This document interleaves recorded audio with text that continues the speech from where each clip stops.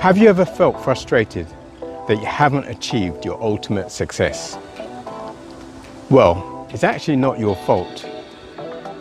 For you to finally experience the success that you deserve, you must upgrade your thinking. We will give you exclusive access to successful people in business and life. We will break down their success formula into simple steps that you could follow to get you from where you are to where you want to be. My name's Andrew Cameron, and this is Interviews with Experts. Welcome to the podcast, Vince. Thank you. You're welcome. By 19, you'd already got like a 5-bedroom house. I know you've touched on it with the breathing earlier on, but... Okay, right. So umming and ahhing, we all do them, and people would get really hung up on umming and ahhing. So we all do them. I try not to. I just say to people, don't let it deter you. Don't stop it. Don't stop speaking. And sometimes people will be in the midst of their speech and they'll go, and then they'll say, "Oh, I just yeah, we all know you just so you don't need to bring it to our attention." So the way I learned to avoid multiple ums and ahs in a sentence, and this is a really beautiful and simple technique, and I call it pause, breathe, change eye contact. So the only time we can breathe when we're speaking is when we're pausing. And that's, I was joking earlier about when you're asking the questions, I'm breathing in deeply through my nose because I'm getting that oxygen down into my lungs, and then that oxygen gets into my brain very quickly. And like I say, that's what makes me feel calm and in control. And generally the words flow quite nicely. So make a point, pause, breathe, change eye contact. So when you've got an audience, pause, breathe, change eye contact. Now that's going to take 2 or 3 seconds. The only time you can breathe is when you're pausing. And the secret is to breathe in through your nose, because if you pause and you go, and you do a big gasp, and if I was gasping in between my answer, you would probably say, "Oh my God, Vince is gonna collapse. Is he? He might be there on his own, and if I collapsed, what would you do, Andrew?" You go, "Oh my God, I don't even know his address. I can't ring an ambulance for him." Fortunately, my wife and daughter are on hand if I do collapse. So pause, breathe, change eye contact. That's going to take 2 or 3 seconds.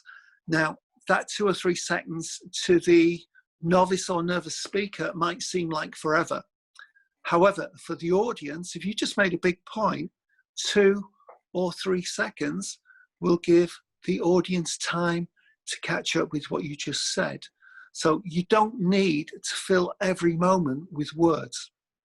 The pause can be really powerful.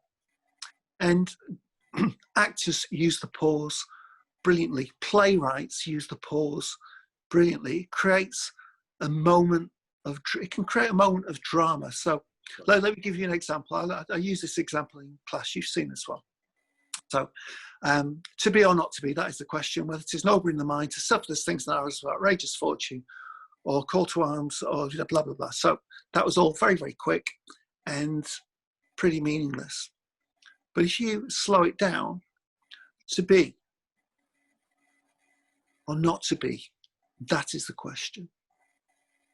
Whether it is noble in the mind to suffer the slings and arrows of outrageous fortune, or take arms against a sea of troubles, and by opposing end them. To die, to sleep no more. I could go on, but you see the difference? Right, exactly.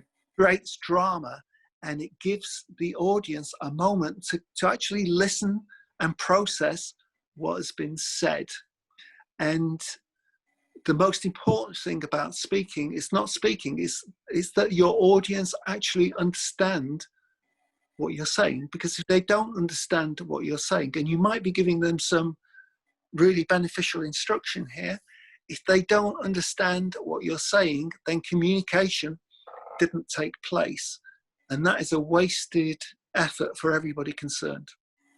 So I think that as a speaker, we want to be as clear and as concise in our words and in the message as we can be, and that's generally why an answer of 1 minute or so is a good answer.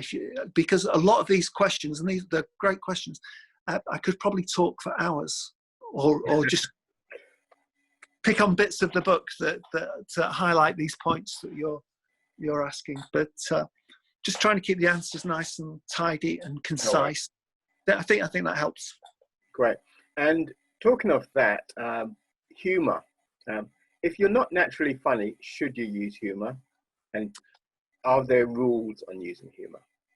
Are there rules on using? Well, I like humor.